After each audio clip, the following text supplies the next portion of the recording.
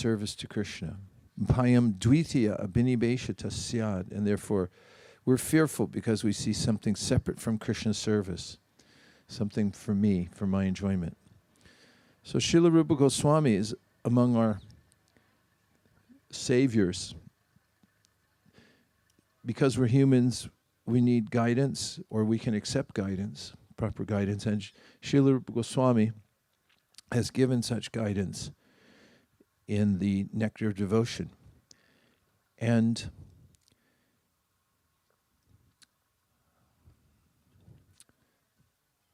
the first teaching, I'm going to just give 5 aspects, 5 principles we can take away from the Bhakti Rasamrita Sindhu.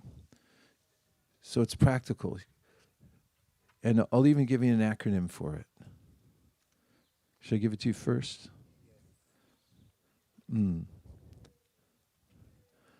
It goes, I praise raspberries and strawberries. That's IPRAS. Does everyone have it? Do you like raspberries and strawberries? Then it shouldn't be too hard. It's a food pseudonym, so I think we should be able to remember that. First one is I for intention. Rupa Goswami starts his great work, the Bhakti Rasamrita Sindhu, by saying Anya bilashita shunyam jnana karmanyanavritam anukulyena krishnanu shilanam bhaktir uchite. That the definition of bhakti, it's such a complete definition. Sanskrit's such a precise language, and there's not a letter wasted in this shloka that he gives to start his book, the Bhakti Rasamrita Sindhu, and tell of its purpose and how we can take advantage of it. And so the first line says, Anya bilashita shunyam. Abhilash means to have a desire for something. It's what you really want to put your heart into. Everyone has that because we're not dead stones. Nahi kashit shanamapi jatutishtya karma karete yavasha karma sarva prakriti jargunai. Krishna says in the Bhagavad Gita that the soul's always active. We're always going somewhere, desiring something. We never stop that. And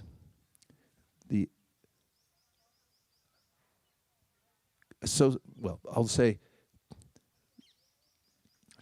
Anya bilashita shunyam.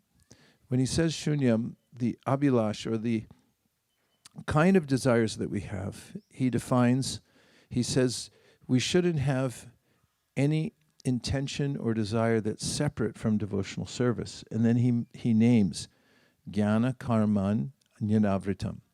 So he talks about jnana, which is using one's intelligence to try to understand the world and to try to understand God. Of course, that's rare, because even in academic institutions now, it's okay to talk about God as long as you say that he doesn't really exist and that it's just a sentimental idea, archaic and so forth.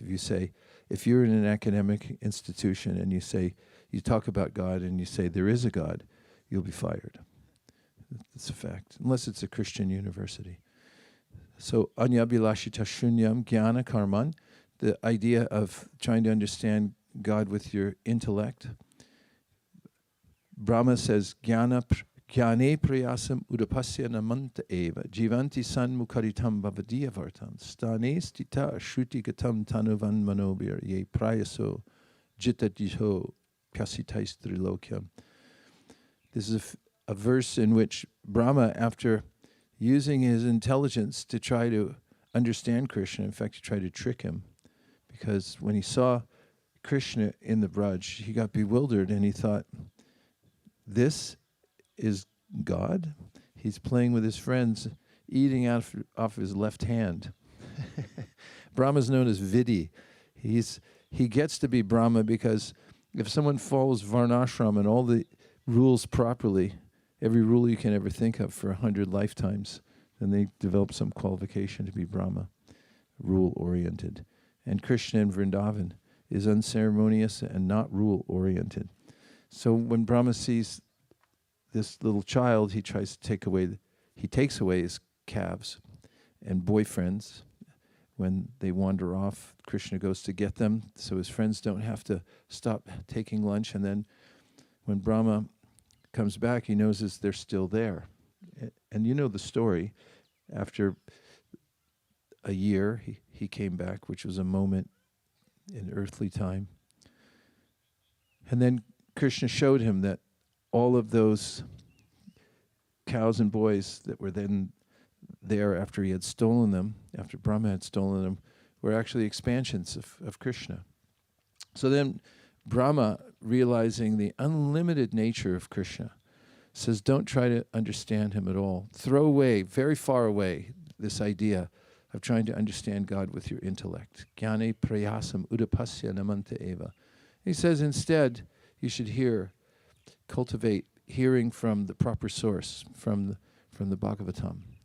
Jnane prayasam udapasya stane stita shrutigatam tanavan manobir. He said by that process, hearing about him from authorities, then you can conquer him by developing love.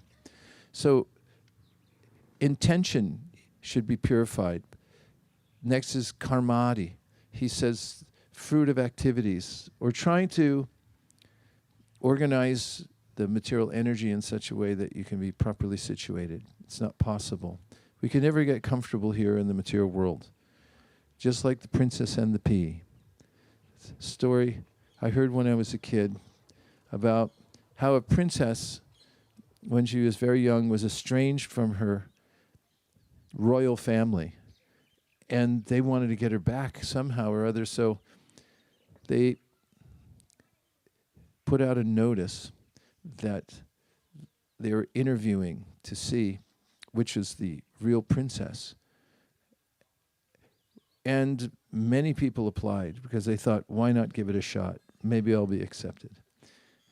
And when they'd come to the palace, they would greet them with great hospitality. And then in the evening time, after feeding them everything, they'd offer them a royal bedstead. But underneath the bedstead, which included the softest of mattresses, they had put one dried chickpea. And in the morning, they would then ask the applicant, how was your rest last night? One after another, they would say, it was okay, except there was something under... Oh, no, I'm sorry. They would say, pardon me, I gave away the story. They would say, I slept like so soundly in such a heavenly bed you put me on, one after another, until the real princess came, and they went through the same process. And in the morning, what I just said, to spoil the story, was that there was something hard underneath that. And they said, you're the princess. And then meaning, as the souls, parcels of Krishna, we can't get comfortable in the material world. Karmadi. The material desires, harboring them profanes our consciousness and our very existence. It's beneath our dignity as souls to be involved with matter. Like when somebody's in a really horrible relationship and he's like, you're still with that guy?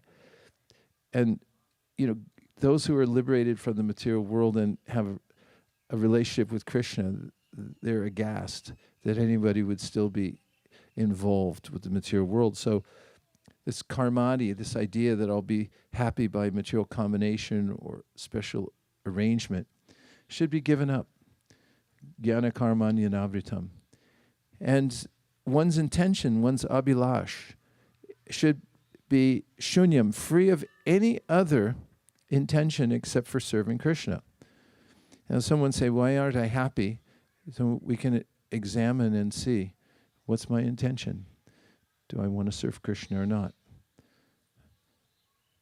Madhav Maharaj used to say, it's my godbrother, he would say, Krishna doesn't see what you're giving him, he sees what you're holding behind your back that you're not giving him.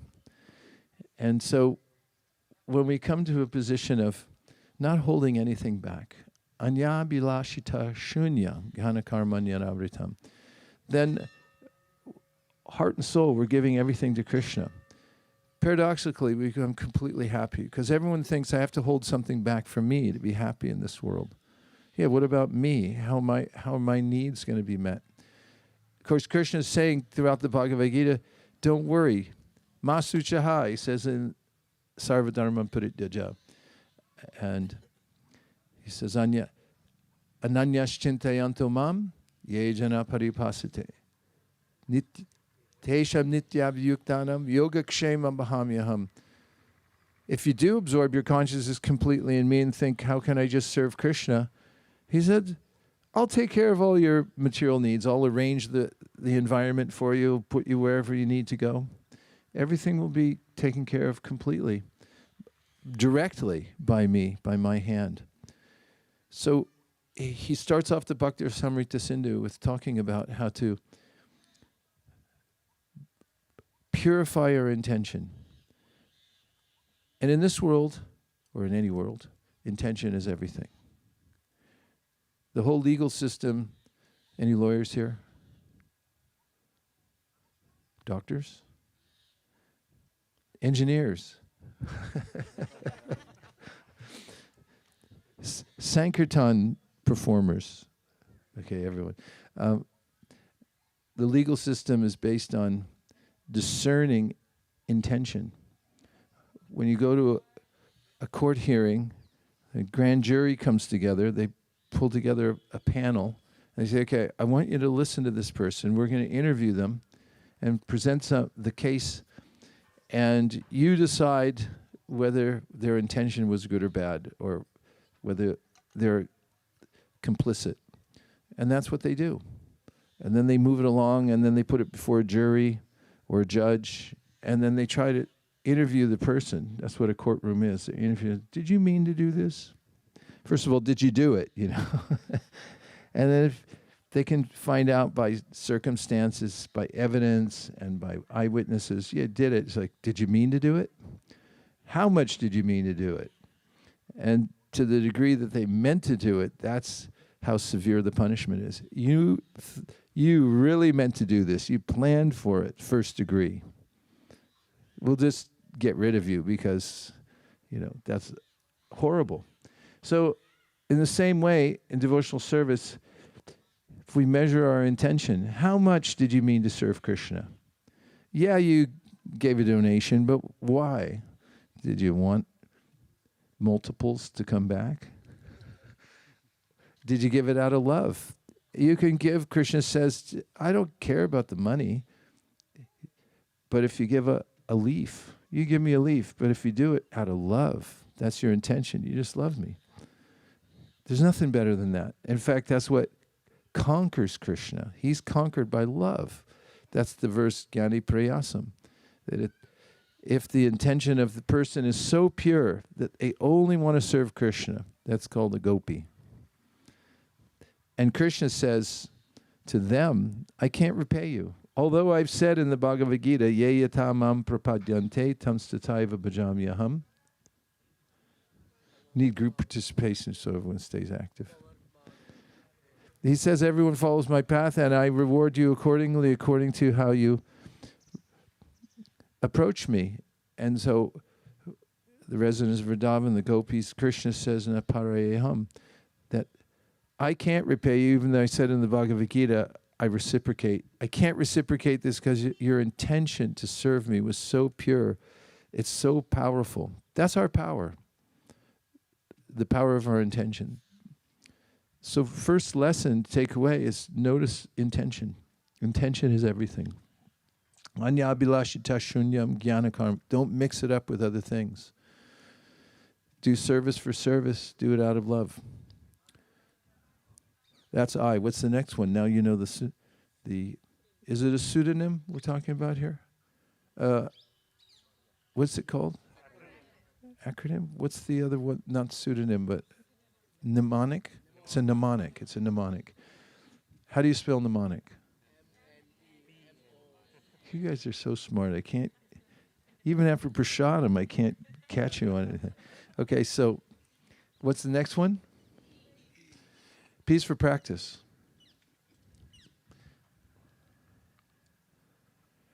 In the Bhakti Samrita Sindhu, Rupa Goswami writes this verse, Kriti Sadhya Bhavet Sadhya, Kriti Sadhya Bhavet Sadhya, Bhava Sa Sadhana Vida. Abhida means it's called. So, Kriti Sadhya Bhavet Sadhya. So, there's a root word from which we get a lot of the words we use. Sadhana, Sadhya, Sadhaka. Sadhana, Sadhya. Sadhya means the goal of your practice, and a sadhaka means one who's practicing. So, Kriti Sadhya Bhavet Sadhya, Bhava Sa Sadhanavida, Nitya Siddhasya Bhavasya, Prakritam Hridi Sadhyata. Now, this is important because he's saying within the practice called Vaidhi Bhakti, it's the beginning of devotional service when we practice the rules and regulations of devotional service. What are some of the rules for practicing bhakti according to the 64 items of devotional service? We just, the 4 regular principles are given, but what are some of the other directives given by Rupa Goswami for practicing?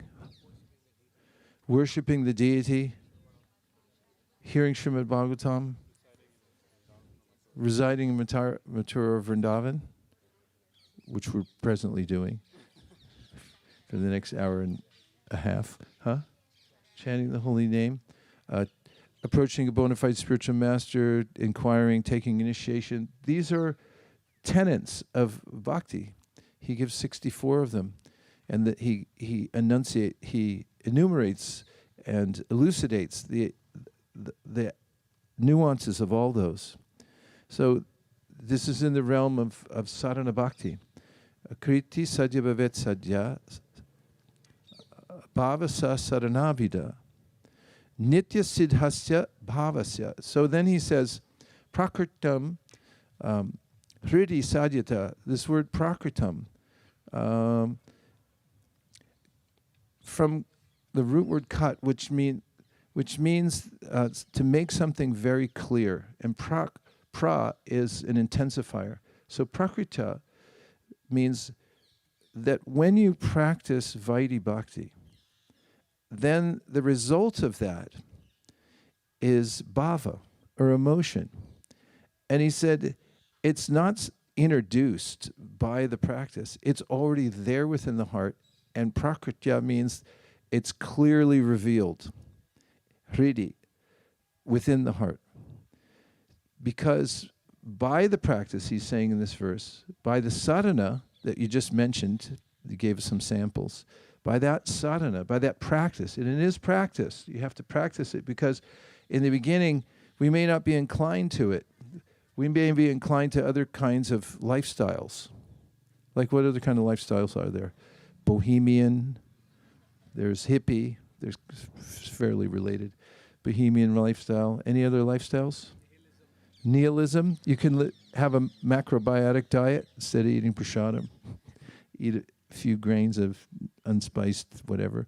Try living on dry quinoa the rest of your life. Huh? What? There's gothic lifestyle. There's punk. You can be a punk. What? You can be a surfer dude or dudette.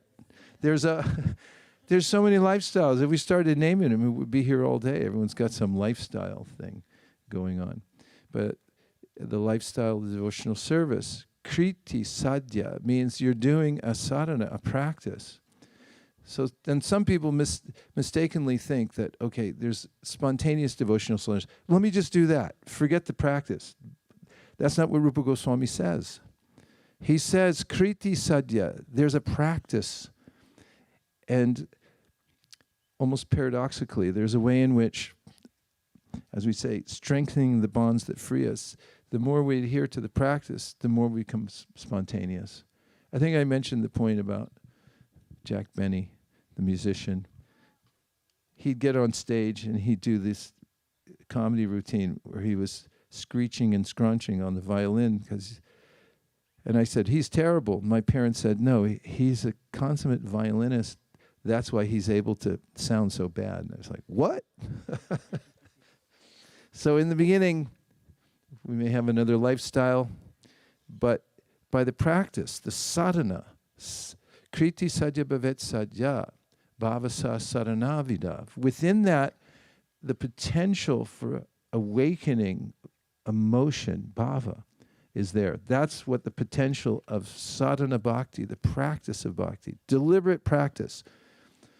And nitya siddhasya bhavasya, it's always there. Prakritya hridi sadhyata. It gets revealed completely. Prakrita means completely revealed. It's not, you're like, I can't decide what rasa I am in. And I should ask for Madhurya instead of this lowly Vatsalya or whatever I'm stuck in now. Darn it. No, it's not like that. It's a complete revelation that brings us naturally into the powerful flow of love for Krishna in whatever way suits Krishna. And so he emphasizes this in the Bhakti Rasamrita Sindhu, that it all begins with the practice.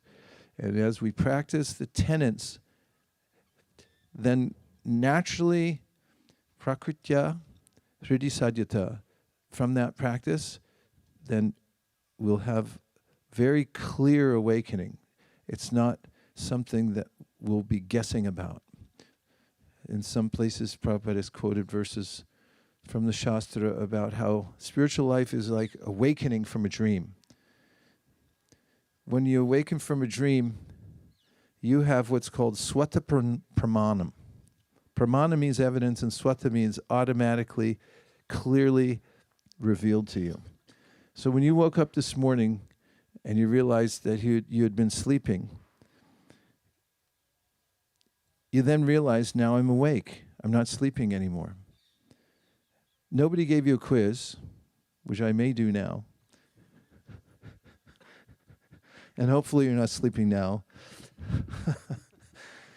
But nobody has a certificate that said, hey, you're awake. You just woke up. You know you're awake. How do you know? Because you just do. There's certain things that reveal themselves. This is terminology that Lord Chaitanya Mahaprabhu uses when he talks about evidence. Swata pramana means you have to have something that proves itself. It's self-evident truth. Otherwise, you're stuck in deconstructionism and infinite regress of proofs. You can't prove anything, but there are certain things that prove themselves. So I'm saying that in the context of prakritya. It's not something that we have to guess about. We perform the sadhana under proper guidance, and there will be a natural awakening of bhakti. So first one was, I praise raspberries and strawberries. So the first one was intention. Second one is practice. So we're on raspberries, right? This is the big one. You can circle it, the big R in the middle. It's called rasa. The Bhagavatam announces, as if putting out a bugle call to the world, in the second verse, Nigama kalpa tador galitam palam, or is it third verse? Nigama kalpa tador galitam palam shuka mukhadam rita drava samyutam pibata bhagavatam rasamalayam mahuraho rasika bhuvi bhavukaha. This verse really flows. I mean, it sounds beautiful, and the meaning of it is rasa. So the book is about rasa. And the Bhagavatam is about rasa, and the Bhakti Rasamrita Sindhu is a guide how to do what this verse says. It says, what does the verse say? What's the most important verb in the verse? Now, who said that? Oh, thank you. Pibata. Comes from the root word in Sanskrit, pa, which means to drink. And so, pibata means drink, with an exclamation point. Just drink it. This is it. Just drink it. What are we drinking? a beverage. We talked about the beverage, right? It's a nigama. First, a nigama is a scripture. What kind of scripture? Nigama. Gama means to go somewhere, and ni means within. This is a different kind of scripture. We're not looking outside ourselves. We're going inwardly, the inward journey, nigama. Nigama kalpa toror galitam padam. And what is it? It's a desire tree. It's going to fulfill all your desires. I think you got my interest now. Nigama kalpa toror galitam palam. It's the fruit of the desire tree of the Vedas. It's presented to us now. Vedas are a big project. You can trace all the way back. What's the purpose of a tree? To produce a fruit. And here it is. This is the fruit. Nigama kalpatara galitam palam shukam mukad. Mukad means mouth. So where did it come from? From the mouth of Shuka. Shuka mukad amrita. And what is it? Amrita. Keep helping me out here. Amrita samyutam. And it's complete. Samyutam means there's nothing else needed in it. It's like people nowadays, everyone's selling some kind of shake. It's like, we got everything. These guys forgot one ingredient. Ours is perfect. No, this one really is perfect. Samyutam. Pibata. So you just drink this. Pibata bhagavatam rasamalayam. So what's in it? It's the rasa. Rasa means fragrance. It means the taste. And what's interesting about drinking something or drinking this, it doesn't say analyze this book. It doesn't say study this book. It says drink it. When you drink something, first of all, you have to trust it because you're probably not drinking a lot of tap water around here, right? I hope not. If you were, you're not here this morning. You have to trust. Yeah, somebody gives you a glass of it and it's like, what's in that? Where'd you get it? Drinking is a very intimate experience. And if somebody hands you a drink, it's like, what'd you put in it, man? Pibata. So then drinking also, it changes you. If you drink something, you're changed. You're affected by the drink. Like even drink a little drink of water, your body's different now because it's entered within you. It enters you. So it's a very intimate exchange. We're not just analyzing, we're not just studying, but we're drinking it. Pibata bhagavatam rasamalayam. And it's rasa, which means it's about love. The love that's there in the spiritual world. Rasamalayam. Muhur aho puvi. Muhur aho. If I go slow, it's hard. Rusikya bhuvi bhavuka. Yeah, and what should be your occupation? Drink it, and after you've drunk some, then you drink some more. There's no end to it. You just keep drinking it. It's not like you get tired of it. You have to move to a different thing. Everything's there within it, and so you should absorb this. And so we have this beautiful poetry of the Bhagavatam telling us what it is we're getting. And this is the very topic of the Bhakti Rasamrita Sindhu. Rupa Goswami is the expert on aesthetics or rasa. And he goes into such detail on it. Now, there is a poet named Bharat Muni. He's said to be not a poet, but a playwright, or a theorist who talks about the power of drama.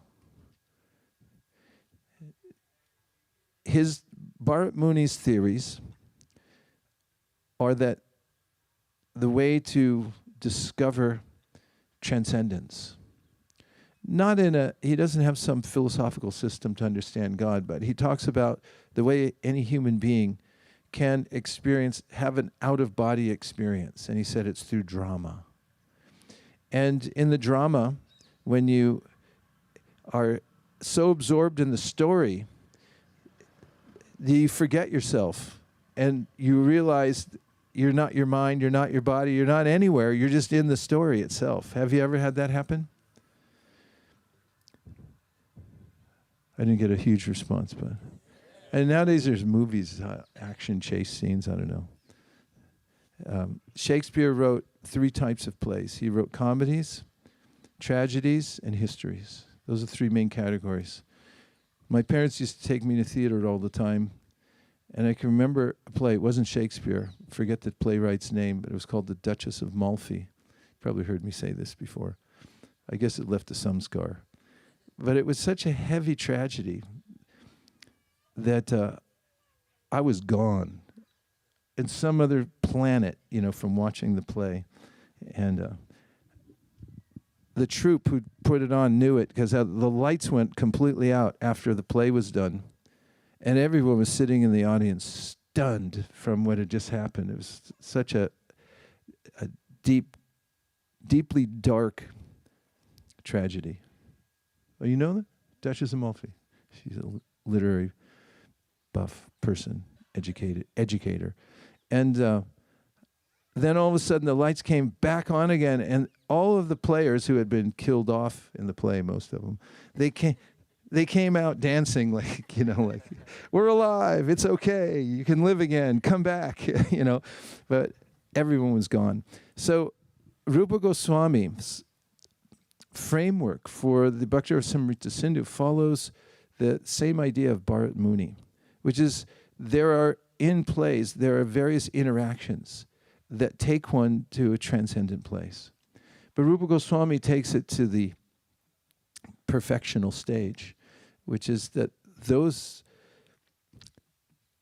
interactions, called rasa, actually exist. And he names the rasas, and then he talks about the combinations and permutations of those rasas within the Bhakti Rasamrita Sindhu and how they work in the spiritual world. And you'll notice that Sri Chaitanya Mahaprabhu, in the last chapter of his life called the Antya Lila, this is what he absorbed his mind in, hearing the plays of Chandidas and Jayadev Goswami, these books, Rupa Goswami. He was deeply absorbed for more than a decade in writing the Vidagdha Madhava, Lalita Madhava. And for those who have built the framework in their lives through sadhana bhakti and have developed the qualification of one-mindedness and it comes out, after one-mindedness comes out, an eager desire to hear about Krishna. This is what the Bhagavatam says. When you perform sadhana bhakti, the result will be that you become very, very eager to hear about Krishna. It's spontaneous. You want to hear it. In fact, the first sign of devotional service that's not affected by the modes of material nature is listed by Kapila Dev in the 3rd canto of the Srimad Bhagavatam. And if somebody gives me the first word of the verse, then I'll remember how to say it. Ignorance, devotional service and passion, and goodness. And then the first one is transcendental. What is the first word? Somebody, please. It says, just upon hearing the transcendental pastimes or anything from Srimad Bhagavatam, then the mind immediately runs after that sound vibration. And how does it run after it? Just like the Ganga. As you follow the Ganga, it doesn't, you can try to stop it up, but eventually it'll break through, go around, go under. And so the mind becomes like that. This is the first sign that one's reached the transcendental stage of one's practice in devotional service. Could I have the verse? All right. I memorized the verse, now I can't remember it. I have a friend, he memorized thousands of shlokas, and somebody asked him, I was standing there, and he said, how do you do that? And he goes, well, I just work on it. And then he said, well, how is it? And he said, it's fine. It's not so hard memorizing them, but remembering them, that's the hard thing. You have to use them again and again in context and things like that. And you also have to try to stay as young as possible. So in the realm of rasa, that's life. And Rupa Goswami shows how hearing from the Srimad Bhagavatam through the stages of the first 9 cantos, then qualifies one to go into hearing the pastimes of Krishna in the 10th canto. And by such hearing, then one develops this natural urge to hear about Krishna. And one enters into the stage of drinking the rasa again and again. Yes, please. What's the first word? That's the first word, is mud? Mud is the first word? You sure? Mad guna shutimatrena. Mai sarva gohashe. Manogatir avichina yata gangam vasamnudao. Lakshana bhakti yogasya nirgunasya hidaritam. Ahaitu ki avyavahita sabhakta. What's the last line? Ya bhakti purushottame. So this is the definition of transcendental bhakti. Lord Chaitanya teaches us to Rupa Goswami also, this verse. It's very important. Madguni shruti matrena. Just after hearing about Krishna, the mind runs after it, then you're in transcendental bhakti. So you can tell that. And then, okay, before I go in the last two, because there's dogs running around and stuff like that, I'll just take a few reflections or questions, and then I'll finish. And strawberries. Yes. We have full facility here with extra mic and everything, which we're going to need because they just turned on the compressor. Here. Ma Bhagavat, please go ahead. In that famous repay you Krishna to the gopis, why is it that Krishna cannot repay the gopis?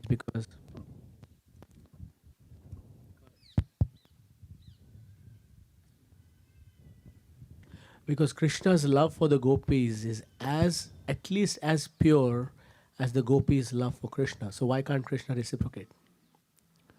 I mean, first evidence of how he can, he comes as Lord Chaitanya. He's bewildered by it himself, by that very question. Why is it, he's asking, that their love for me is so pure and that I can't reciprocate? So he comes as Lord Chaitanya to see for himself, to experiment and find out.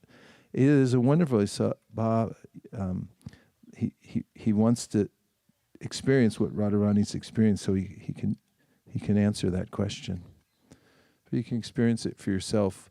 At least I've had this experience. If somebody gives me even the tiniest little gift, and I realize that there was no strings attached, it was just out of affection or love, then I ponder, how could I ever pay this person back? I had a sister, she passed away, I really liked her. She was a very thoughtful person. And when she'd give gifts during any occasion, they were beyond thoughtful. Even the way she wrapped them, everything, she'd go to such lengths. And I just remember thinking after every time she'd give me something like that, I think, how am I going to repay this? This thoughtfulness. I can't be so thoughtful. At least I could try, but I can't pay back what she just gave me. He can join. Let him hang around. Come on, Poochie. He likes it. Yeah. And so, we can experience it for ourselves.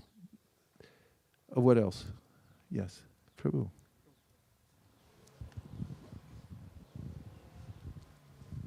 So, just a comment on this point of not being able to repay. Sri Ramaj describes that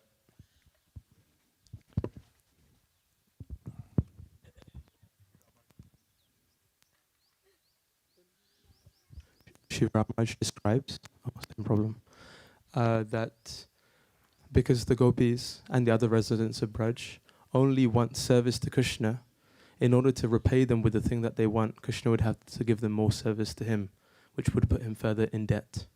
So it's an endless cycle. And there is a continuation to that. And thank you. It's just such a nice point and well put. That because Krishna can't reciprocate, when we serve Krishna's devotees, Krishna becomes most pleased with us. Because they won't accept, Krishna, the devotees won't accept any service from Krishna. All for you, Krishna, nothing for me. So when we come and render service to those advanced devotees, then Krishna says, okay, thank you. You're fulfilling my innermost desire. So that's why it's so powerful to serve devotees. Serve the Vaishnava is more important.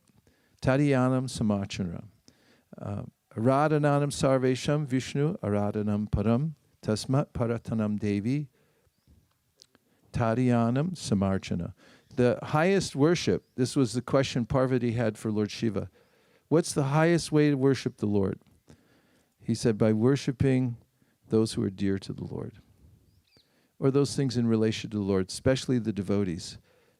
More important than worshiping Krishna, worshiping Krishna's devotees. I'll give you some evidence.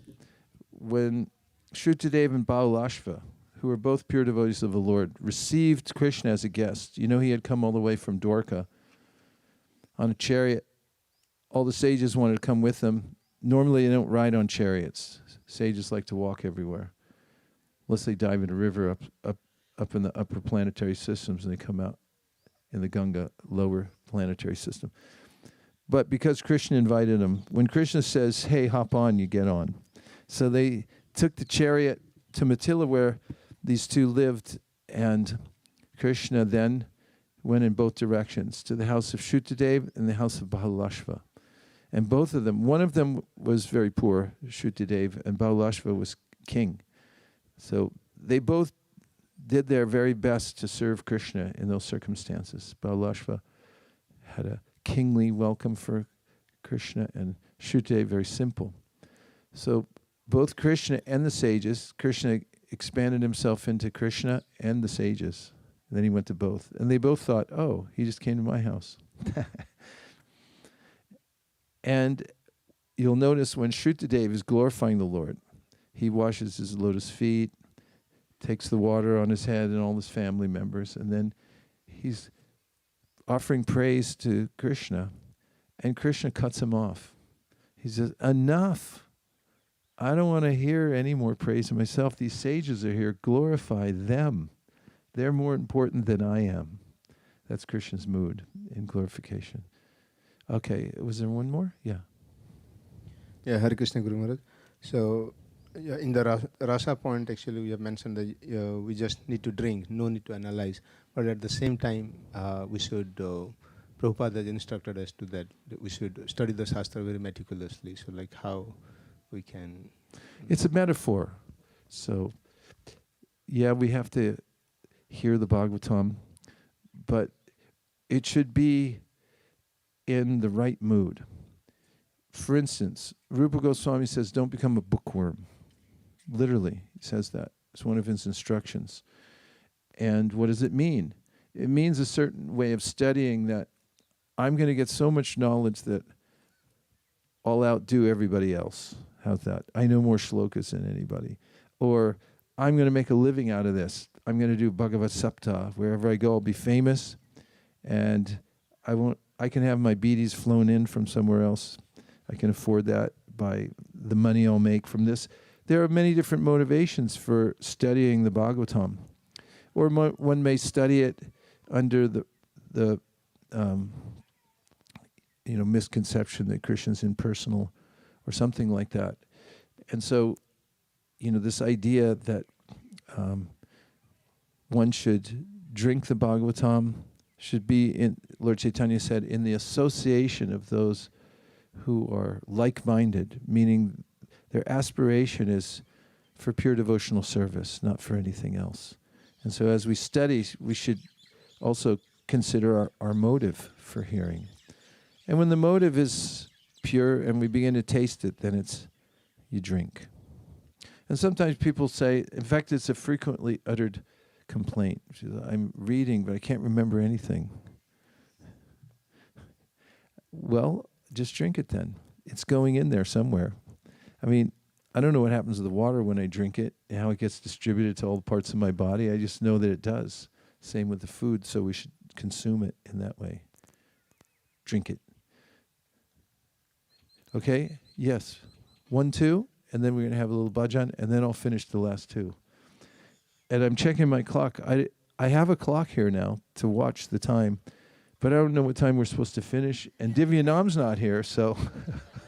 and my Nirkula's not here either, so... we could be here all day. Shraddha's so nice, she won't stop me. What? Oh, no. Okay, let's see what the orders are.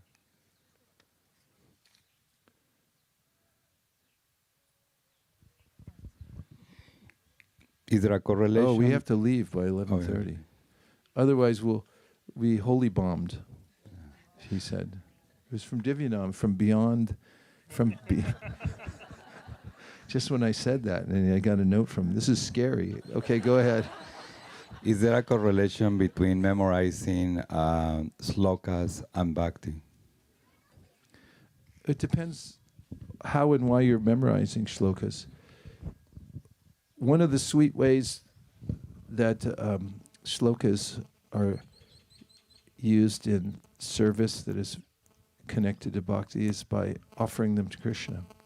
For instance, when we're on this yatra in different places, like we were at Radhakund, and we had some shlokas that we could offer.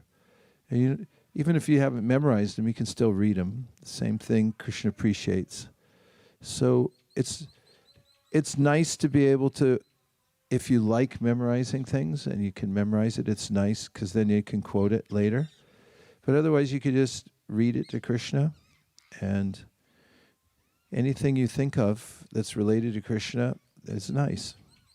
And when you take the time to memorize something, then and it sticks around, it's like Krishna speaking to you through those shlokas. But if you memorize them in English or just get familiar with it, Ram Roy memorizes so many things in English.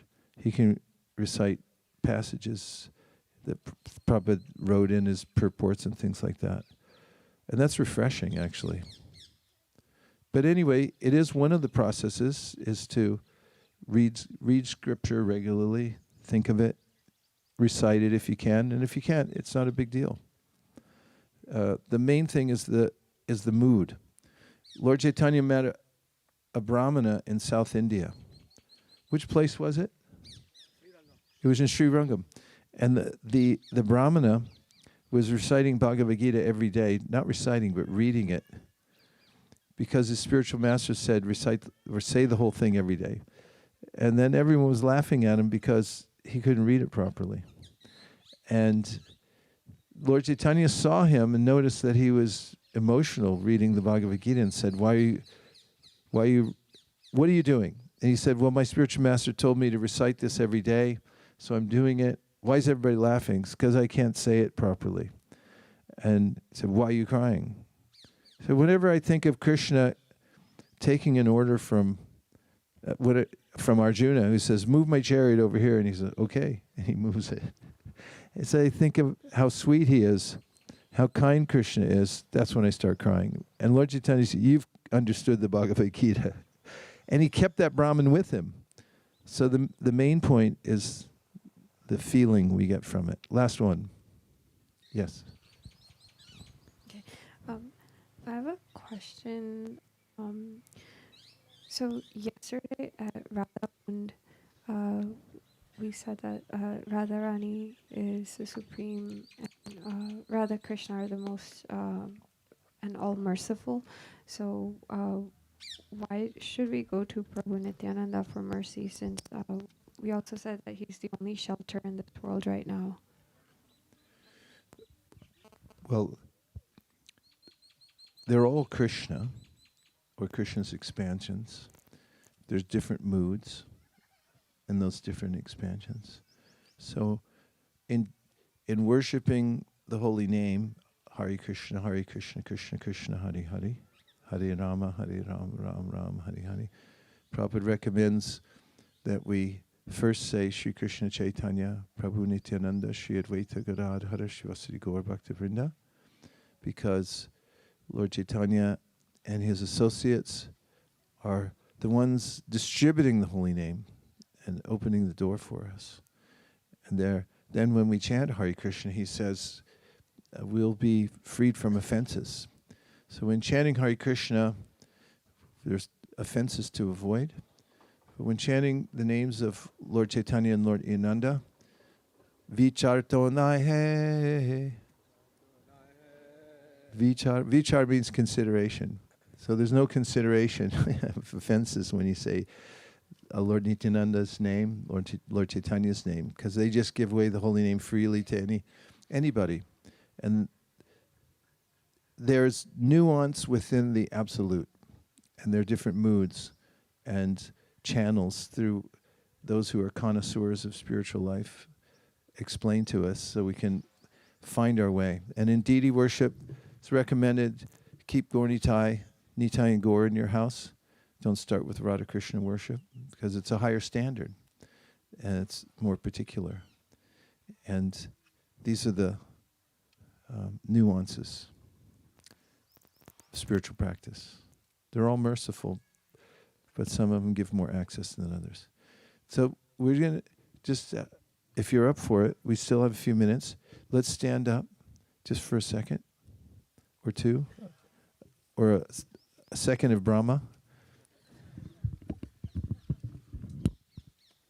And you can stretch your hands up and try to touch one of the tree branches and say, Gauranga.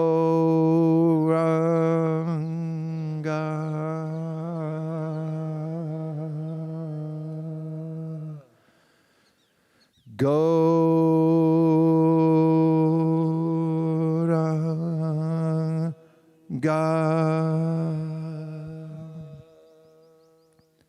Ekor. Gauranga.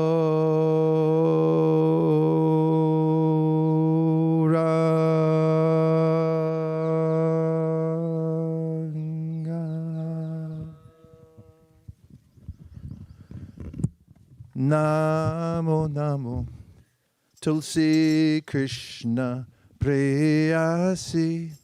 Namo Namo Tulsi Krishna Preyasi. Namo Namo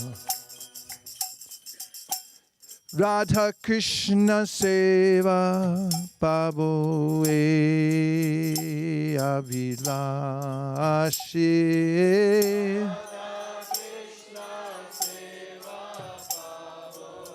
One more mic. Namo Namo Tulsi Krishna Preyasi. Namo Namo Tulsi Krishna Preyasi. Next line.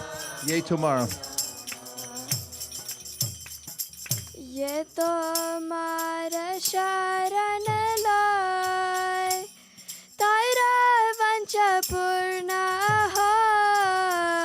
Jeto Mara Sharna Loy, Tara Vancha Purna Hoy. Kripa kori koiro tare, Vrindavan vasi. Kripa Kori Koro Tare Vrindava Kunji. Namo Namo Tulsi Krishna Preyasi. Namo Namo Tulsi Krishna.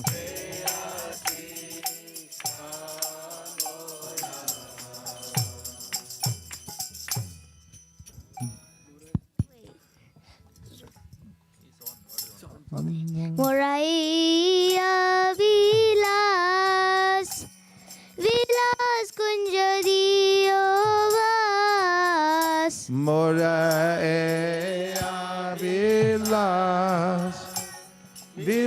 kunja diova. नयने हेरिबो सदा युगल रूपरासी Nayane ribosada yugara. नमो नमः तुलसी कृष्ण प्रेयसी नमो नमः Tulsi Krishna Preya Si Namo Namo.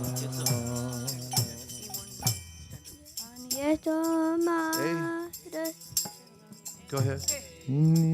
Any Vedana Dara Sakita Nigata Kara Any Vedana Dara Sakira Nugata Kora.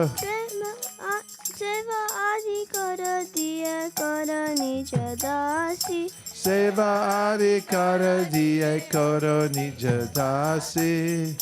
Krishna Dasi Hoy Hey Namora Hoy Dina Krishna Dasi Koye Namura Hoy. Shri Radha Govinda Preme Sada Yena Basi Shri Radha Govinda Preme Sada Dena.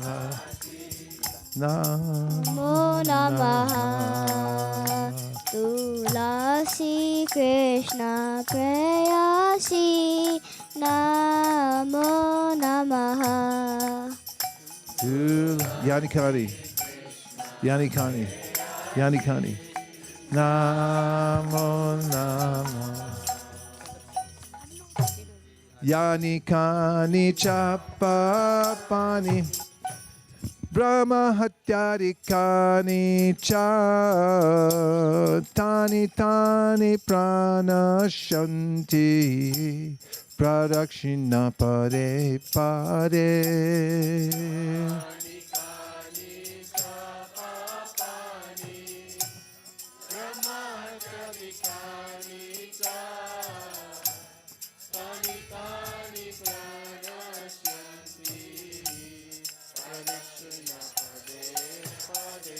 Hare Krishna, Krishna Krishna, Hare Hare, Hare Rama, Rama Rama, Hare Hare.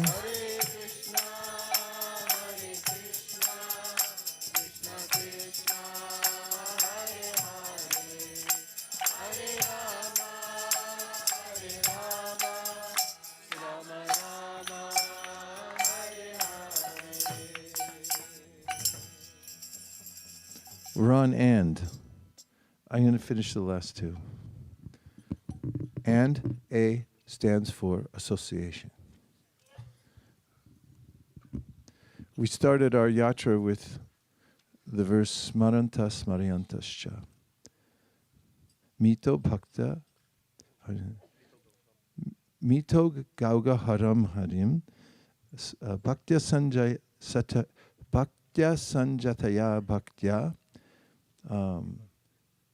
what is it?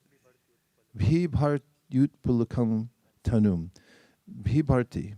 Vibharti means to wear something. Like if you wear a bib, Bhibharti, then you can remember Bhibratu Pulakam Tanum, Bhibrati.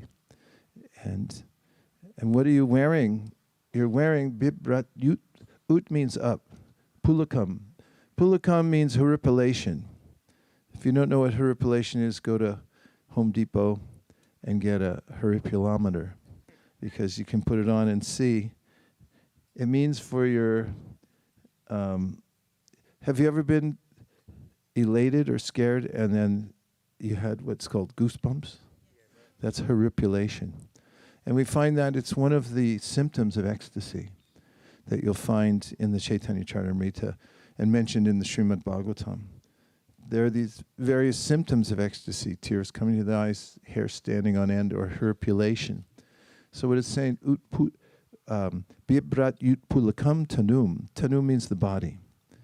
So how does this happen? By association. Association is contagious. Consciousness is contagious. More contagious than, and I'm not going to say anything, any particular disease. But we know that some diseases are more contagious than others. Doctors? Confirmed? Where's? Okay, yeah, you're together. Some are more contagious than others, really easy to get some diseases, some, it's hard to get. The most contagious is consciousness. In the Bhagavad Gita, Krishna says, Purusha prakriti stohi bhukte prakriti jan gunan, karanam guna sangosya sarasadyani janvasu. You can trace back your current position to any of the association you've had, because consciousness creates reality. And there's a way in which, by our association with people at different levels of consciousness, we've developed ourselves in a particular way. So in the teachings of Rupa Goswami, he mentions this as all important, association. And we have bhaktya sanjataya bhaktya. By bhakti, associating with a particular kind of devotee, then we develop into the next level of bhakti. That's what the word, that line means, bhaktya sanjataya. Sanjataya means what manifests from our association with one kind of devotee is the next level. So by associating with those who have pure intention in their bhakti, we also develop that pure intention. Satam prasangam mama virya samvido bhavanti hrit karna rasayana kata taj joshanad asho pavargavartmini shararatir bhaktir anukramishati. This is Kapila Dev, and he says that then you'll hear the kind of vibration that goes in the ear, goes in the heart, and then changes your intention. You may have one intention, you may have material desires hanging around, but by the association of the satam, those magically disappear. Or maybe it's not magical, but we develop the intention to drop them off. Like people litter all the time. They just find a road where they think nobody's watching them. You notice this? They'll pull their truck over and just dump everything by the side of the road. So you can do that with your bad intentions. Just don't do it with garbage. It's really a terrible thing to befoul Krishna's beautiful green earth. But with your intentions, you associate with people who have much higher intentions, and you really realize, I'm carrying a lot of garbage around, I'm going to dump it. And in the middle of the night, you'll jump in your truck, you drive out to a lonely place, down a little country road, you open the back and you just dump it, drive home. What happened to you? Where were you? I was dumping off all my intentions, my bad intentions. And so then one advances by association quite handily. And the verse starts with smarantas smarayantas cha mito gauga haram harim, which means that this kind of association we have during this yatra, what is it? Smarantas smarayantas. Same word, but different meanings. It means to remember and cause other people to remember. And that's real association. So we can do that anywhere. We do it in the Dham, it's special because nobody can bug us out here. We're fully, protected. And we have this airtight system where this is all we're doing. So this is very powerful. It says, Mito Gauga Haram Harim. How powerful is it?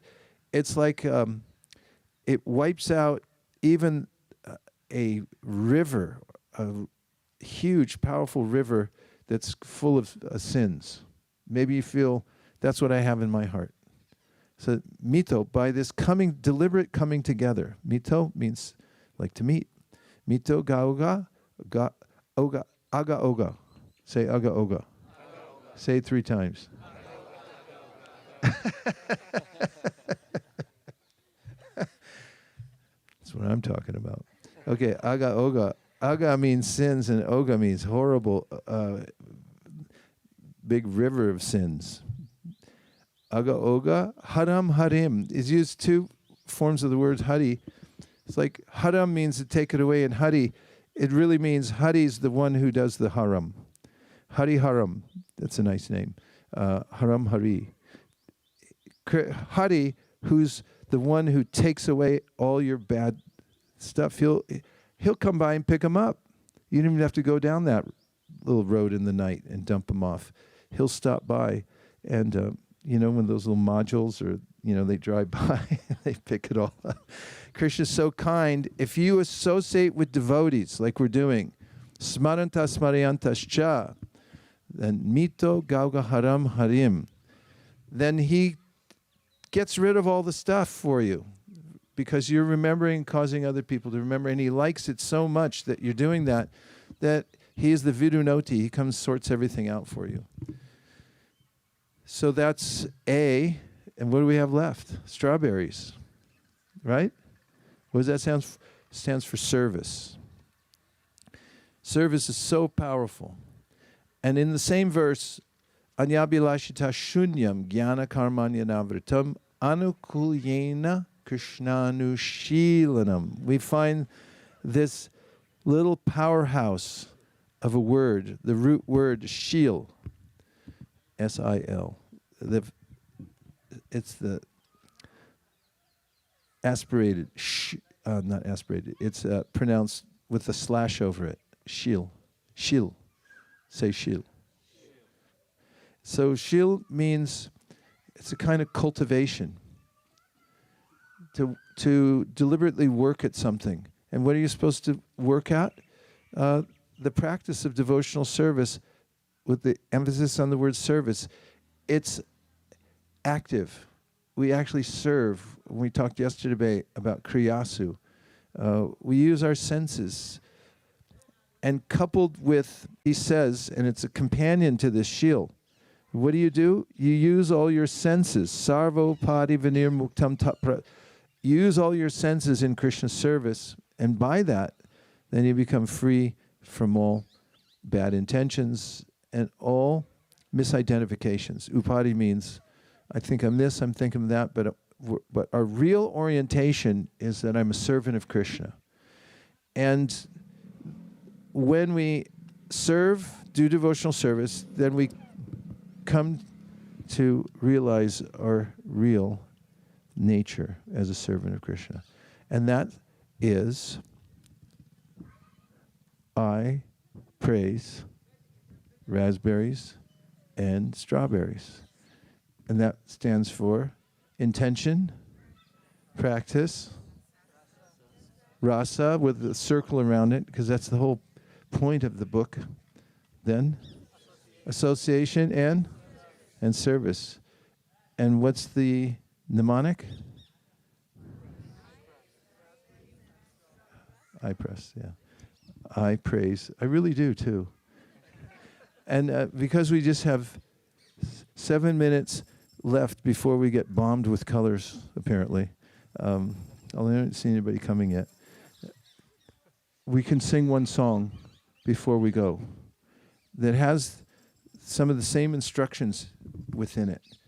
And it's written by Bhaktivinoda Thakur, and every song he wrote, this has never been done in history before, even by the Beatles. Every song that he wrote is a hit, top hit. Not just here, but also in the spiritual world. They have charts there too. He's tops on the charts. And it's a Radha Krishna bowl, and it says, Eshikadiya Shabnadiya Precheneche Gorantai. One day, boys and girls, one day, Eshikadiya Shabnadiya Prechene Gorantai were dancing down the streets in Nadia, and they're singing these songs. He said, Miche Mayar Boshe Jacho Beshe Kacho Habudububai. Says you're living in an illusory world, and your life is useless, by the way. Miche Mayar Boshe Jacho Beshe Kacho Hadu, because you're drowning in the material world. You don't even know it. Then he says, Jeev Krishna Das E Bishwas Korleto Aradukana. You want to fix it? Become a servant of Krishna. Just admit, I'm a servant of Krishna. You want to admit it? You don't want to admit it? All right. And then he says, Krishna bolbe jabe pulak habe jorbe anki bolitai. This is this utpulakam.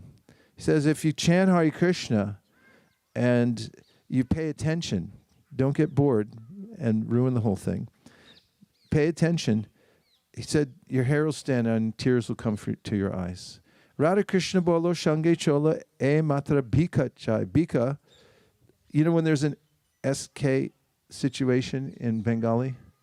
Some people bhiksha, but they say bhika. So we're begging.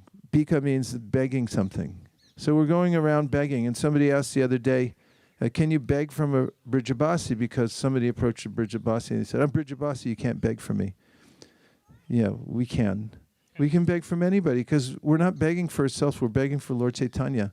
So it's in that spirit. It's not some mundane thing. I begged from a beggar in Jagannath Puri a couple of years ago, and it was a big scene. About 50 people got around to see who was going to win. And I won because I wasn't thinking this is for me, and she knew it. She knew she couldn't win, and nobody can win against those whose conviction is, I'm only doing this for Krishna, not for myself. You cannot lose. That's the strongest position to stand on. Everything else, if any tiny little piece of dust of wrong intention comes in, then you're weakened. You can break at any time. So he said that our only intention, Radha Krishna bolo shange cholo e matra bikachai. We're just begging, come with us and chant Hare Krishna. We don't want anything else. And finally he says, Jai, what is it? Huh? Krishna bolbe jabe pulak harbe. No, I said that. Jai shakla vipod bhakti vinod bolan jakon onangai. Bhaktivinoda Thakur says, you chant this name and all your fears will go away. Ready? Radha Krishna bol bol bolo bolo re shobai. Is that high enough? A shikadiya shabnadiya preche neche gornitai. Try waking up to that.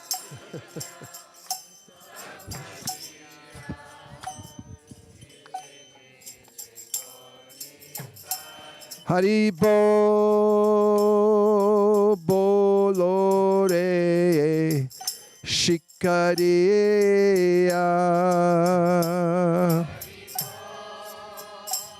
I got a special transition. You just got to watch this right. Watch it. Radha Krishna bol bol bolo re shobai. Full. Shri Radha Krishna bol bol bolo re shobai. Miche mayar boshe jacho beshe kacho habu dubu bai.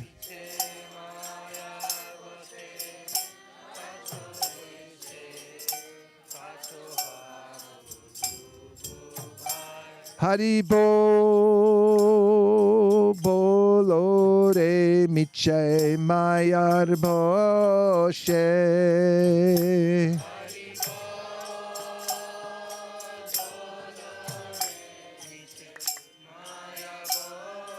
Pa pa pa pa pa pa pa pa pa. Radha Krishna bol bol bolo re shobai.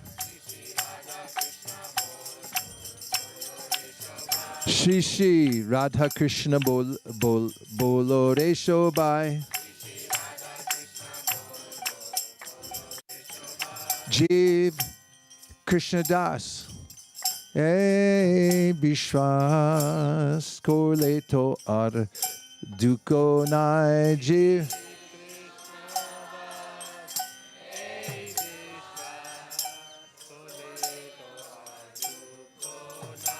Haribo bolo re Jiv Krishna Das.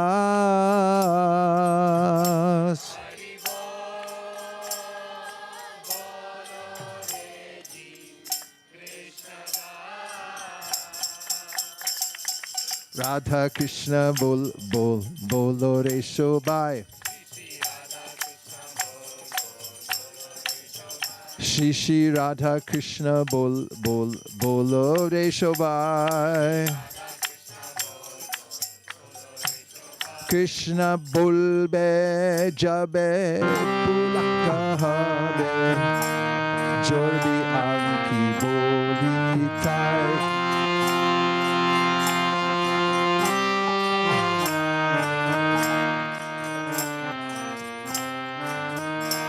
Haribo bolo Krishna bolbe jabe. I missed it because of the harmonium.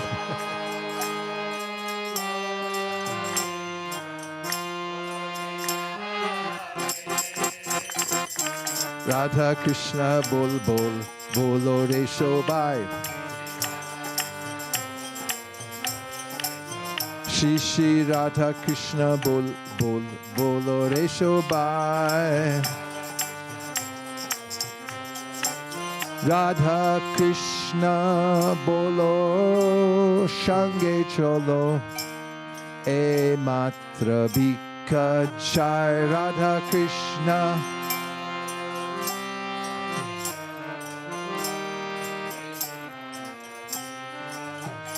Haribo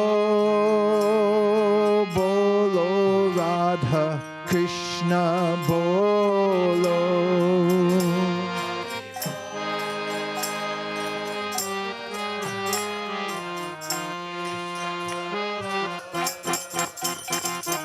Radha Krishna bol bol bolo re shobai. Shri Shri Radha Krishna bol bol bolo re shobai. Jai Shakla Vipod Bhakti Vinod Bolin Chakon Om Nam Gai Jai.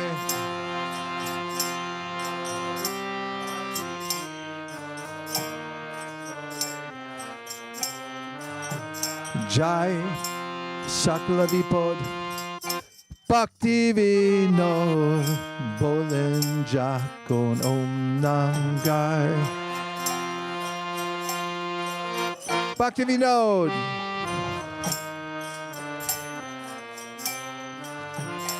Haribo Bolo Re Jai Sakla Vipod.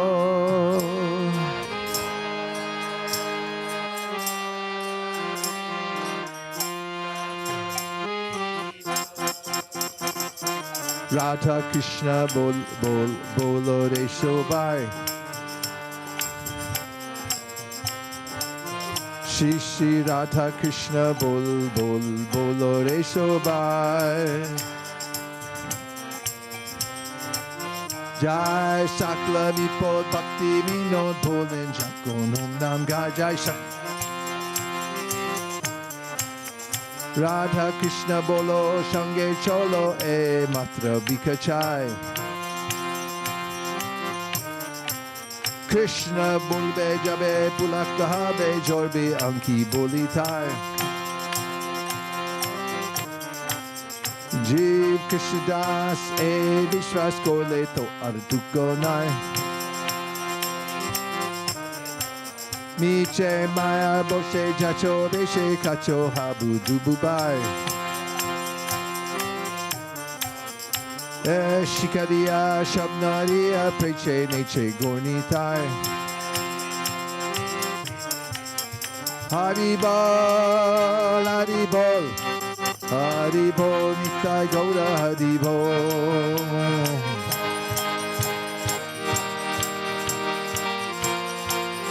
Hare Krishna, Krishna Krishna, Hare Hare, Hare Rama, Rama Rama, Hare Hare.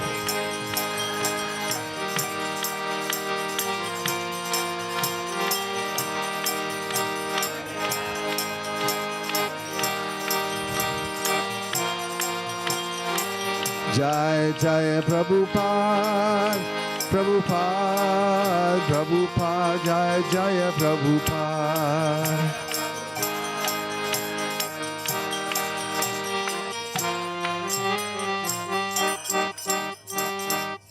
Nitai Go Premanande. We're going to decamp before we get attacked by the holy mobs. And I think we're going back to Puri. Nobody will know where we are. Just don't tell anybody. We'll just take off to Puri. We'll keep going. And we'll really go out and we'll live by Bika. We'll go door to door, start a little village somewhere, and just hear and chant. Thank you, everyone. It's been extraordinary times. I was just looking out and thinking of the snapshot of all of us now, all of us in 100 years. Where will we be?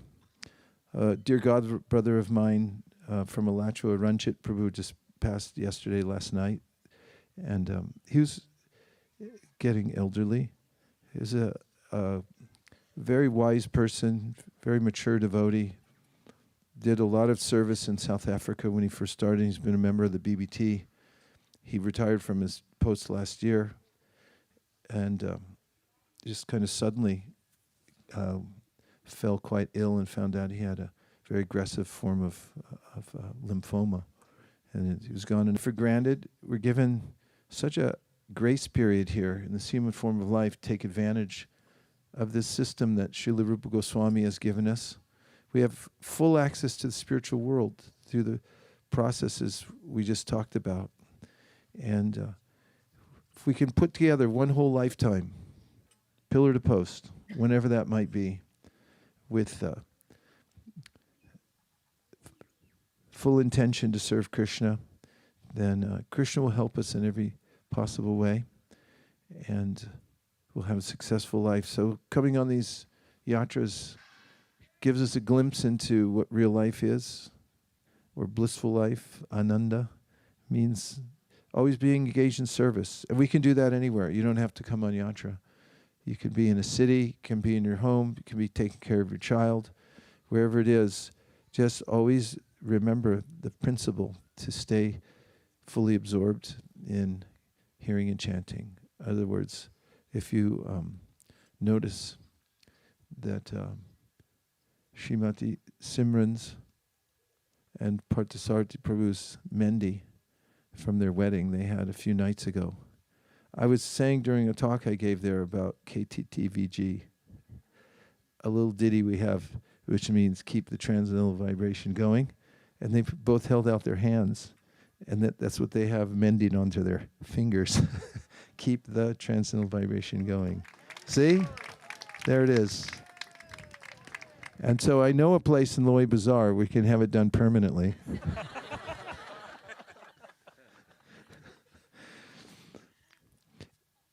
Dear Srila Prabhupada, dear Shri Chaitanya Mahaprabhu, Shri Shri Gornitai, Shri Shri Panchatattva, Shri Shri Krishna Balaram, Shri Shri Radhe Shyam, Lalita Vishakha. If you so desire, please help purify your intentions and give us the strength to engage in the strict process, strict, serious, and sincere in our practice of devotional service. Please let us come to the stage of drinking the rasa of the Srimad Bhagavatam. Please give us the best of association wherever we go. And please engage us in meaningful service that will attract your attention and please you. Thank you for considering our request. Om Tat Sat. Everyone agrees with this prayer in whole or in part, please say Hare Krishna. And now Shraddha Devi Dasi will tell us the process for getting out of here.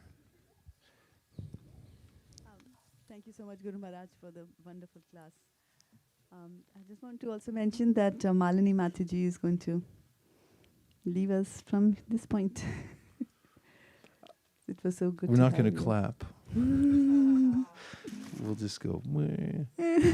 But you did this like almost the last thing, and you gave your reflections last night. It was fantastic. Puri, Vrindavan, thank you very much for coming. It's been amazing. We could clap to that.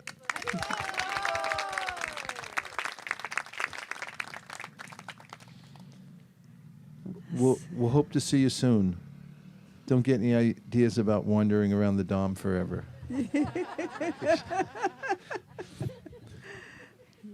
Safe journey. So there was a thought going around here that this is a good place for having a group picture, but I think it might be a little too dicey to do that. Why? Okay, then let's do it. What's dicey about it? It might take some time. That was my only concern. We but can we do can it. quickly, 3 second, get up, We could stand. do a picture in a minute and 32 seconds. We can assemble for a picture. Just decide ahead of time. The only hard part is somebody with an eye tell us where we should sit, like maybe where Shraddha's sitting. And if we know that ahead of time, everyone can get in. And also know the principle that the more people have the wherewithal to sit on the ground, the better. And then a few can stand in the back, and then who's going to snap the picture? That's the question. Remotely? What does that mean? Oh, self-service. From another country? Oh, okay. All right. But just get it together really fast. Any other instruction, Shraddha? Yeah, just right after the photographs, we should board the bus. And Okay, we'll wait a reach- minute. We're going to time us Yeah. and see how organized we are. The shoes are an indication of how together we are. But let's see if it pans out. When my small hand, the little second hand hits. Okay, Mark, get set, go. Get ready.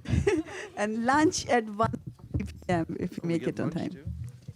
Thank you.